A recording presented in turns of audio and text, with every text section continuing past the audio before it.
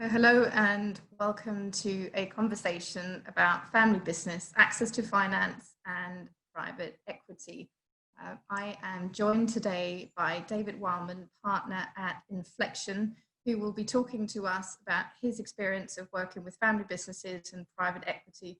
I'll ask David to introduce himself and then we will have a conversation about how family businesses can use private equity in growing and developing their businesses.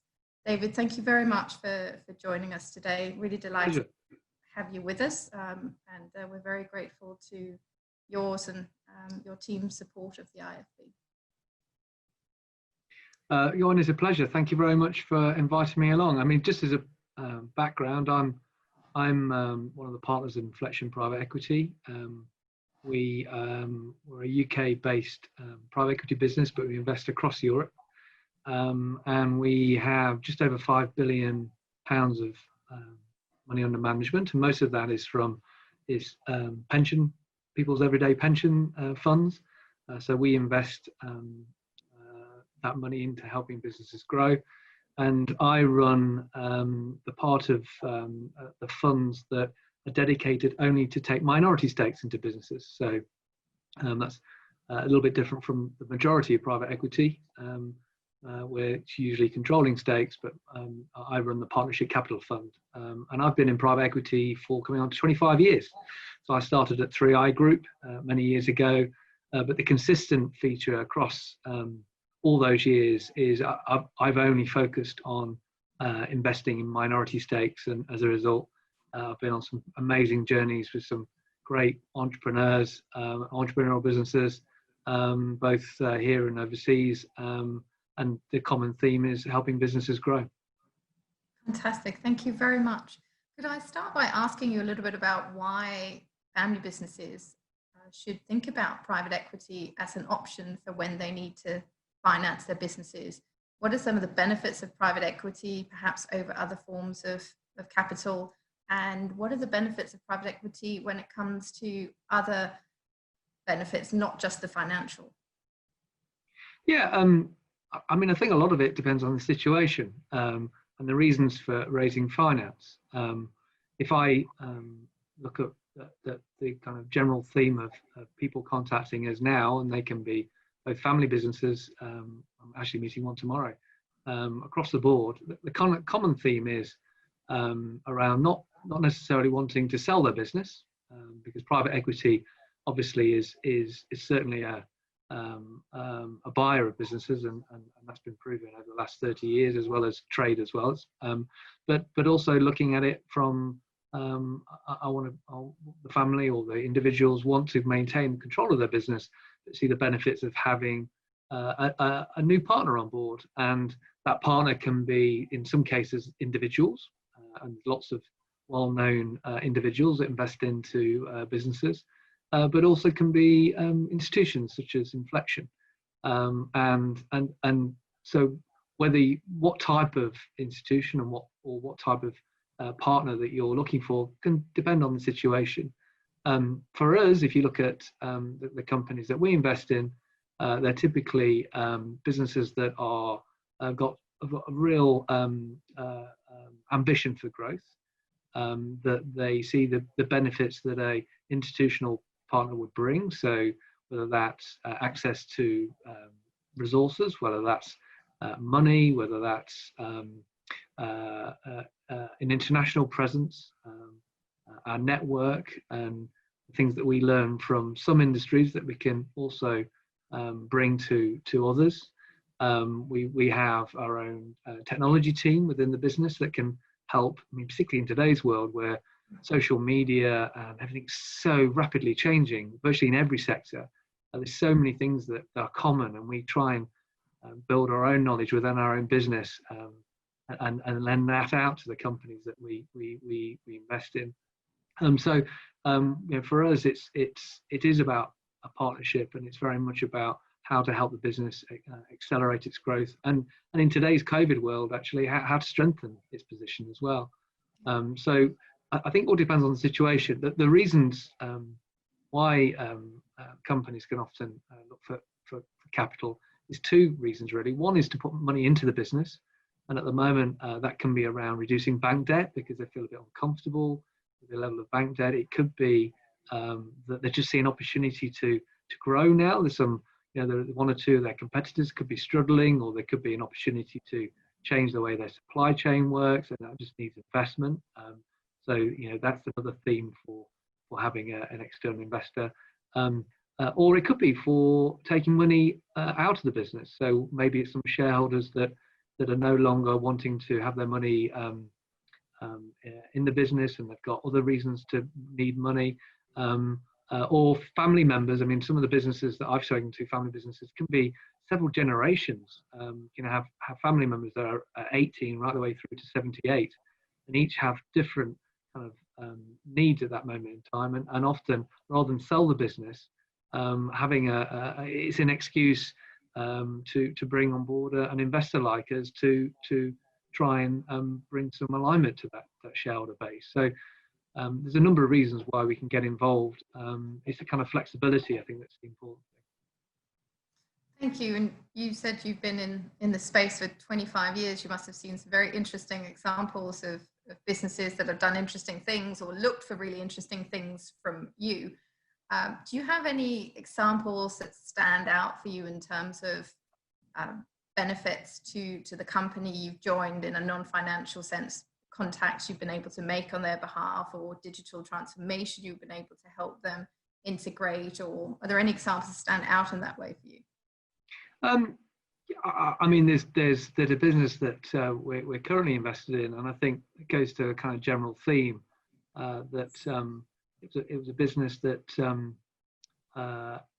had grown in its market and has got a fantastic set of customers that are very loyal to it, but we're very much used to selling one product, one service. And what we were able to talk to the entrepreneur and to the family members, because there's a number of family members, and say, look, you do realise that this customer base is fantastic, and you've done really well to earn their trust. Why don't you sell more services to them? Because what you've got a great reputation for is there's a reliability. You've got a great reputation of treating them fairly. And there is, and one thing about SME businesses, small businesses, they tend to be very time poor, as in, once they build a good relationship with someone, they don't tend to then kind of, as much as you can take the pressure off them, then they reward you for that, and that's where loyalty comes from. So we went on a kind of journey with them to expand their products from to include things like telecoms, including things like insurance, and the business has gone really well. And also it just adds, the more services you sell to your customer base, the more you increase that loyalty. Now, obviously, you've got to make sure that high levels of service are contained, but I think we've seen that work so many times before over the last 20 years when we sat down with the entrepreneur and the family members. It was very easy for us to articulate to them and give them some examples, but importantly, to get them to not just listen to us, but speak to the people that went on the journey. And I think this is where private equity and certainly the part of the job I love doing is being able to put people in touch with people that have done it, and not reinvent the wheel. I got contacted by, funny enough, a business this morning in the retail space. They're not an investment of Inflexion at all. And after about half an hour, I said, look, I don't know the answers to you, but I tell you what, I do know someone who does. So why don't I put you in touch with them? And that's one of the, been an investor for 25 years. And one thing I'd say that private equity, when you've got a good investor on board, the thing that you're able to get is just the benefit of networks and not feeling that you're doing everything for the first time. And that's really valuable.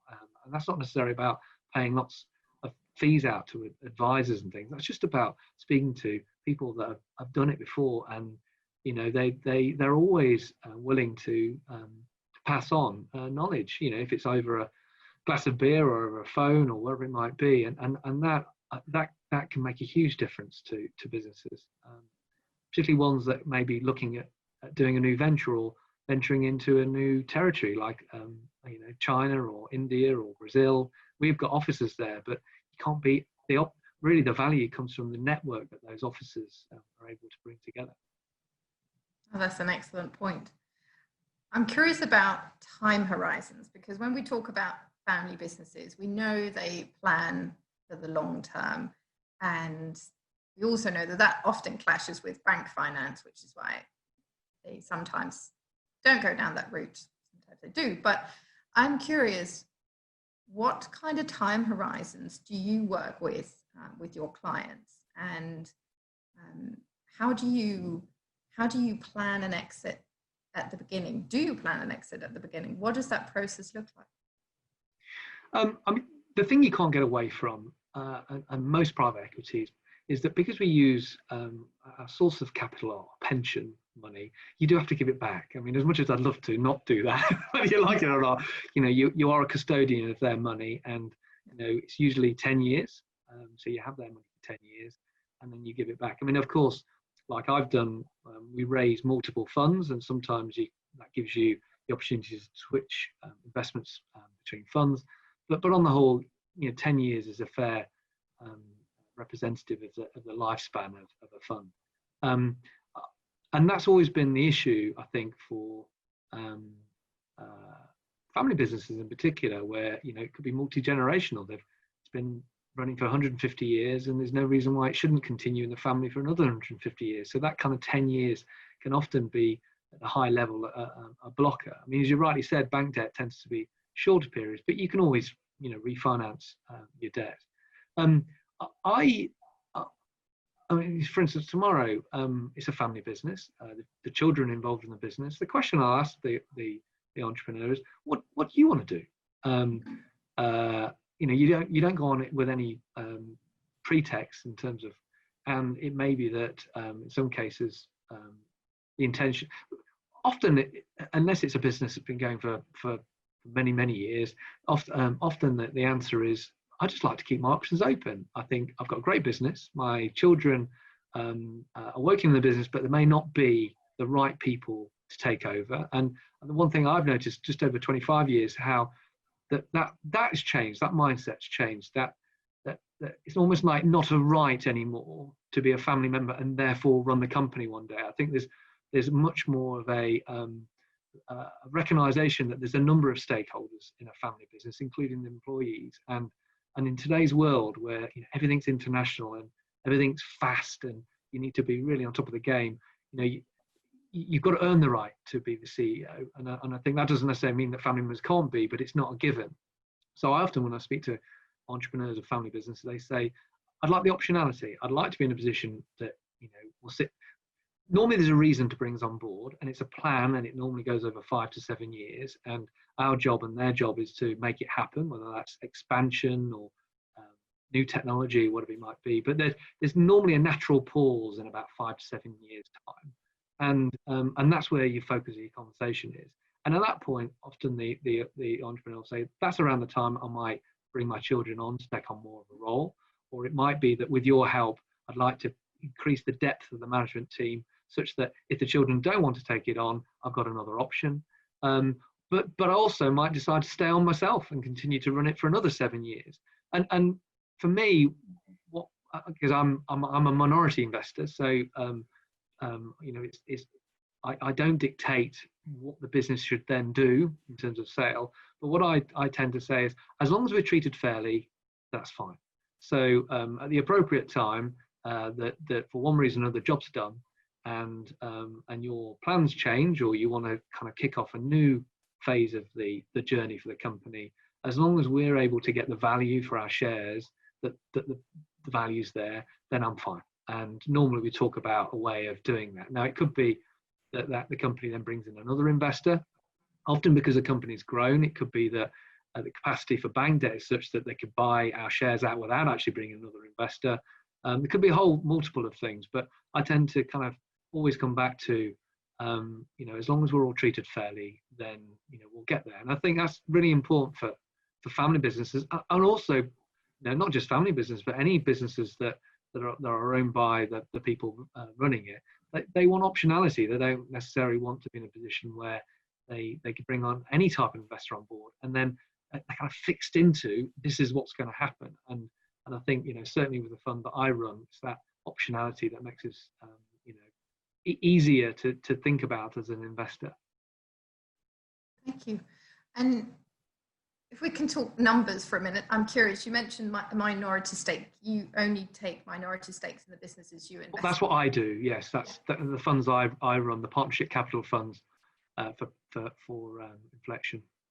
So I'm curious about two things. One is what is a minority stake, and also what kind of sums are we talking? What kind of money are people generally looking for, and what kind of money is it realistic to look for? And maybe tied into that, if you could talk a little bit about what type of things that people tend to look to finance that you would then be able to get involved with. What are the kind of projects that you can get behind, and what are some of the things you've had to turn down because that's simply not the right sort of use of private equity? That's a big question, so I'll break it down into bits. I mean, just in terms of the type of companies that we like to invest in, the first one, the overriding one, is can we help them? Because there are sometimes that I'll come across certain companies. I'll give you an example, a property company.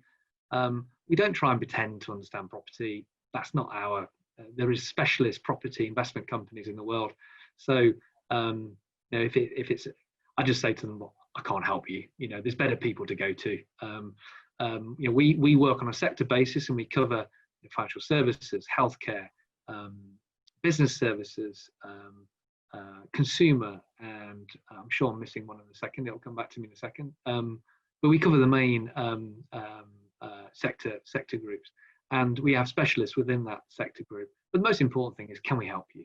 Yeah, because the one thing about making returns for our investors, but actually what I love is creating stories, and where we're able to really help companies.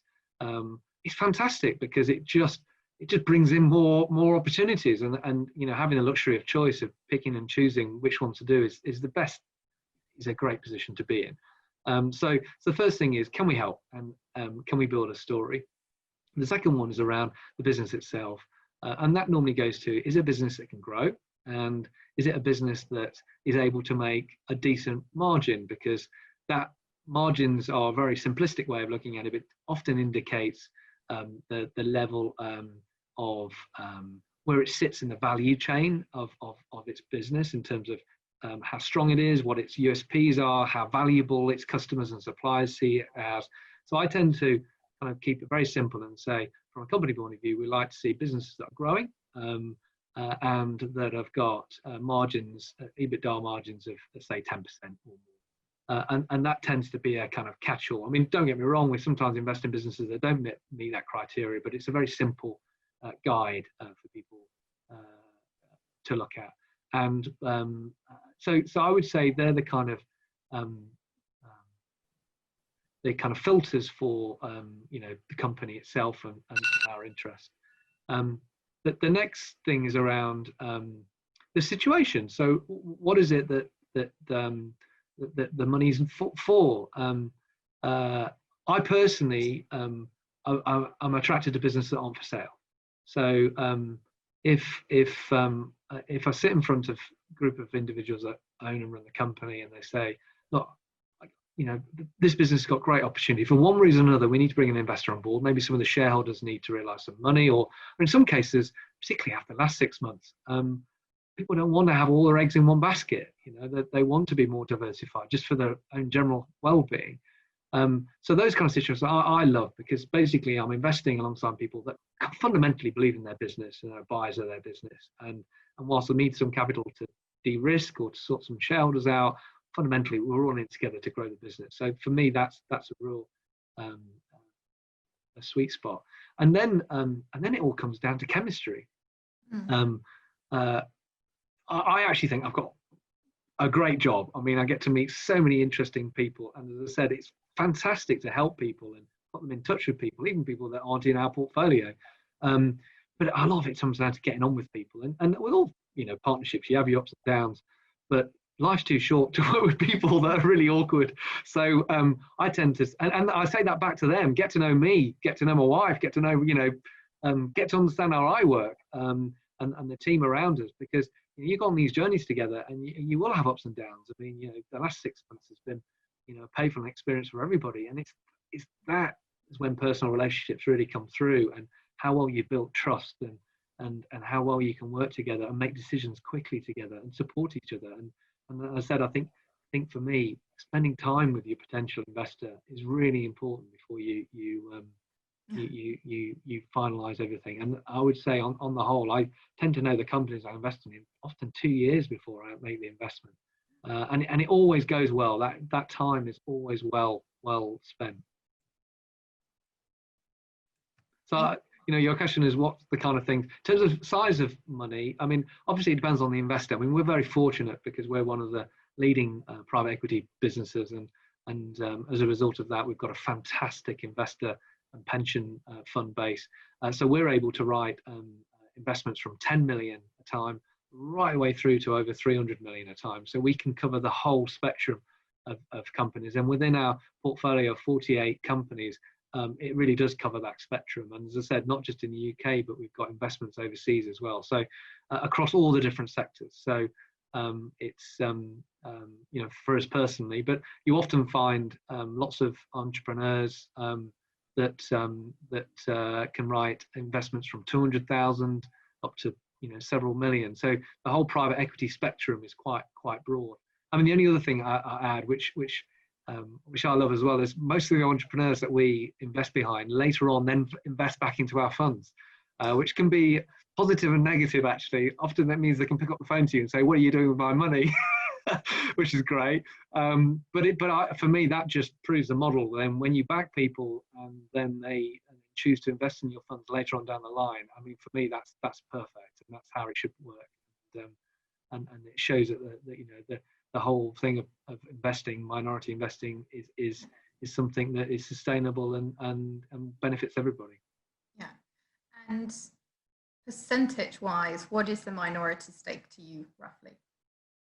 Yeah, so I get asked that question a lot, and the way I work backwards from, I want to be a minority investor, so I don't want to be in a position whereby I'm a significant shareholder, such that I'm virtually controlling the business. So technically, I could have a percentage of anywhere between 10% and 49%. I don't really want to be near 49% because that feels like I'm a heavy investor, and so the average is around about 20%. If you look across the board. But for me, it's about, I want to have enough of investment whereby I'm an important part of the shareholder base, and therefore, you build a partnership on that. But I don't want to be such that I dominate through my shareholding, because that's not our style. And as I said, most private equity, 90% of private equity is about having controlling stakes. And for me, it's really important to have clear water between the traditional private equity, the 90%, and what we do with the minority funds. Great.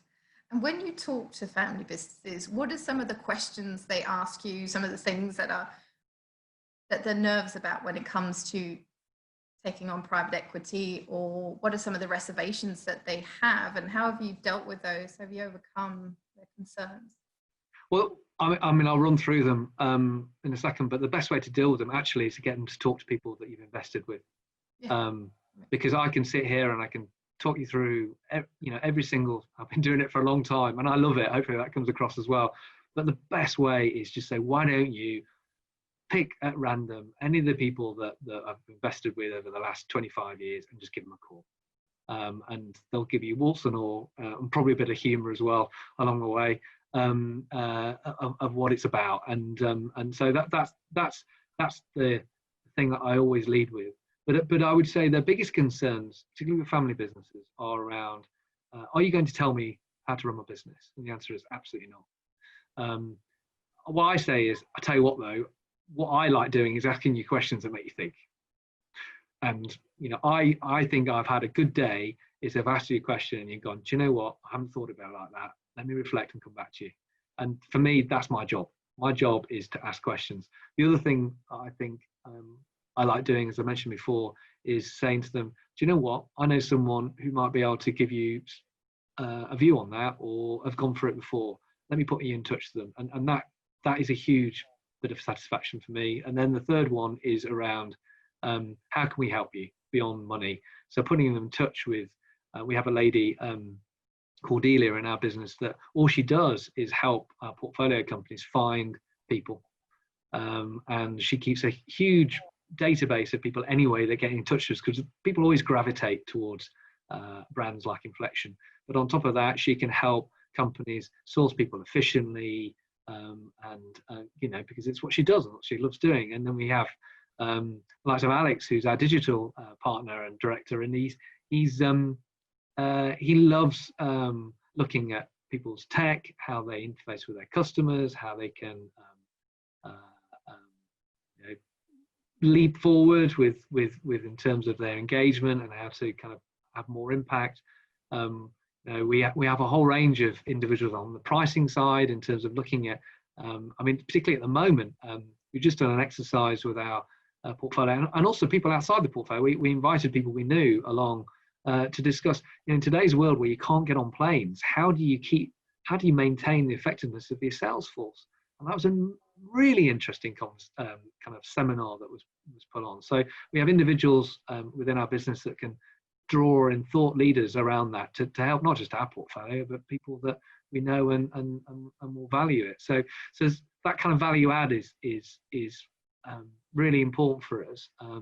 And to be fair, it helps grow the value of the businesses we invest. So there is the kind of that reason for it as well. But generally, so the key questions asked is, how are you going to add value other than money? Are you going to tell me what to do? Are you, if things don't go so well, are you going to have rights to tell me what to do? And then the last one is what you picked up right at the beginning is, can you tell me when to sell my business? And on all of those, hopefully you got flavour already, but as a minority investor, that our job is not to do that. Our job is to be a partner, and as I said, as long as everyone's treated fairly, then we go on that journey with them. Brilliant. And do you always take a seat on the board? Yes, I do. I get asked that question a lot. Why do you want to sit on the board? And the reason I do is I look after people's money, and I feel like I'm not really doing a good enough job looking after their money if I don't actually have a representative on the board of the company when they're making the decisions. Now that shouldn't be confused with interfering, because it's not. It's, for me, it just feels like the right thing to do. I can't see. I can't look after people's money without having someone present. That's all. So I get asked that question a lot, actually, and I say that. I say, I'm sure there's investors that invest and they don't turn up to board meetings, but I can't see that ever being the case for us. I mean, we have a responsibility to our investors, but as I said, that is not meaning that we're interfering. As I said, for me, it's about sharing our network, adding value to those boards, asking the right questions. But certainly not telling them how to run their business. That is not our job at all. Thank you. And if a family business is thinking about raising capital, they're not sure, they're a bit nervous, hesitant, which a lot of family businesses will be because they tend to finance a lot of things themselves. What would you say to them? How would you recommend that family businesses think about private equity? What light bulb moments should they have if they're wanting to develop a new product or go into a new market? What should make them think, private equity might actually be a solution for me? Well, I mean, with all these things, I think it's research first. So I wouldn't be put off by contacting a private equity business or going along to one of their seminars. Often they do it, and you can just go along and sometimes you just get to meet other people. And often in the seminars I have people from their own investment companies there, so you can have a coffee and chat to someone and get a sense for what it's like. So most private equity businesses do that. So with all these things, research is really key. The other thing to do is as you know, I did a seminar with you guys around non-execs and the value in non-execs. And often, many family businesses nowadays employ non-execs, and they have contacts of people that have gone through a private equity process. So often you can ask them to to do a bit of research and maybe just pick up the phone and get a general feel of what it's like. And also, I mean, it's like in any industry, all private equity is different. So, being able to narrow down the type of institutions that feel akin to what you want to do, and I think is key as well. The other thing is that a lot of businesses have, whether it's an accountant or it's a banker they've got a close relationship with, go and have a chat with them. With all these things, I don't think you should necessarily rely on one or the other, but I think it's just having a chat with people on a kind of no names basis, and I think that can go a long way. And certainly I often get introduced to entrepreneurial businesses and family businesses through a whole range of different individuals.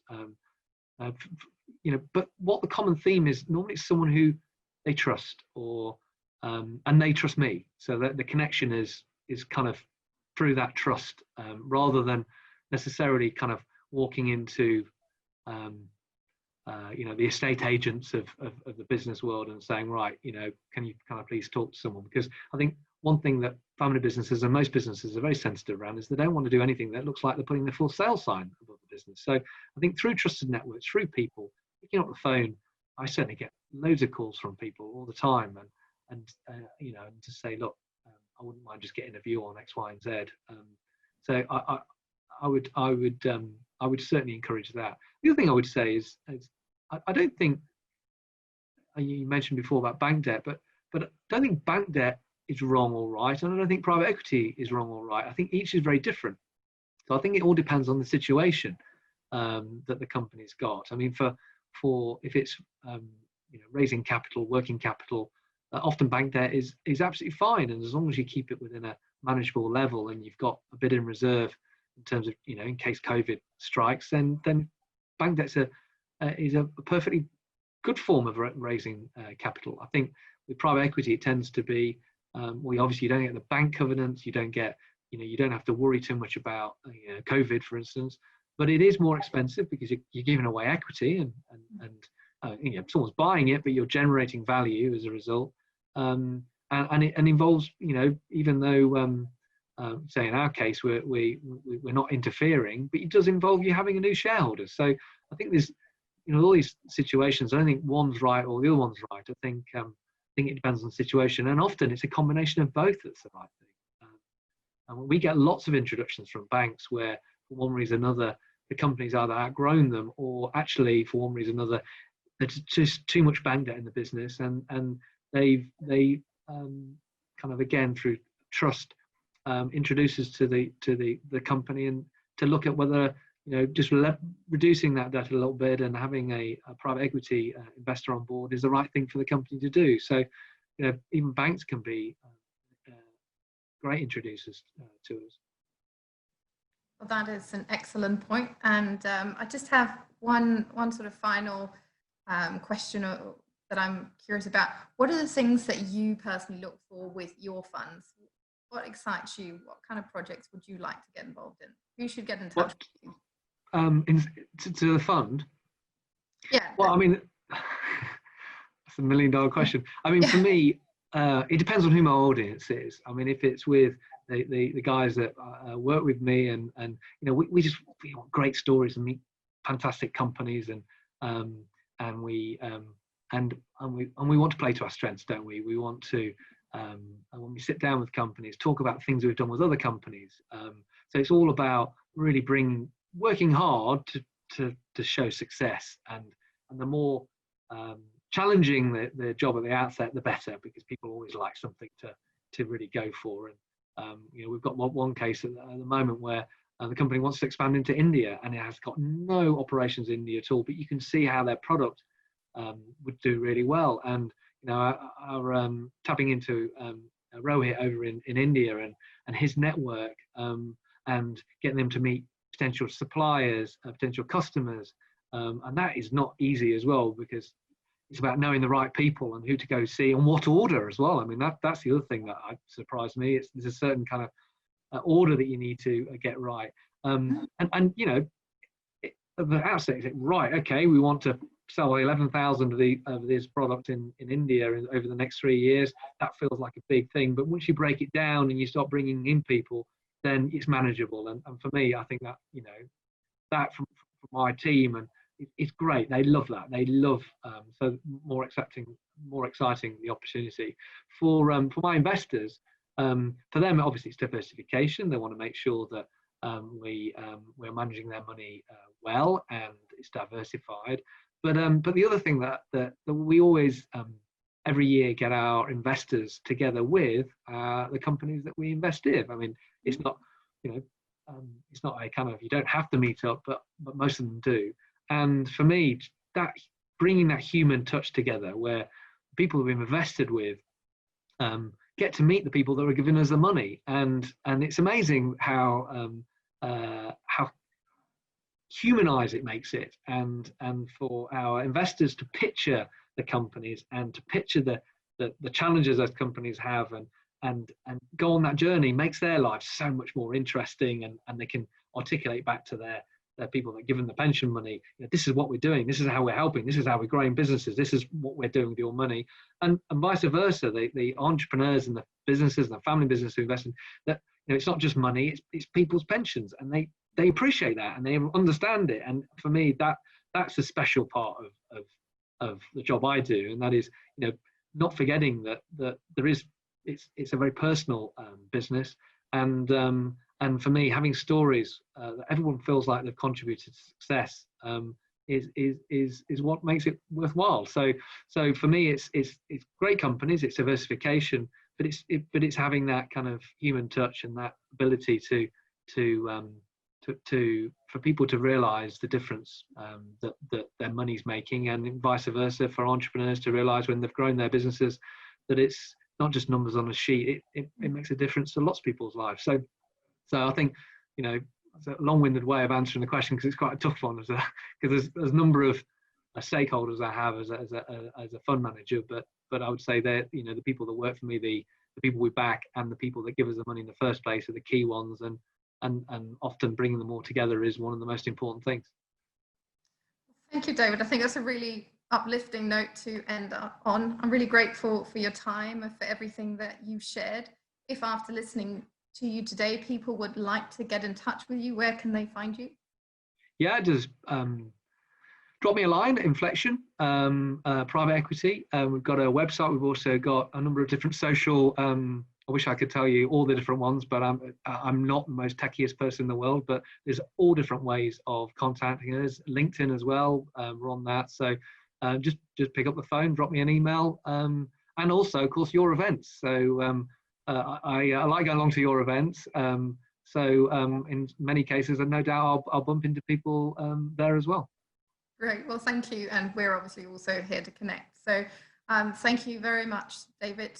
Inflexion are partners of the Institute for Family Business, and we greatly appreciate your support. Great. Thanks very much. Thank you.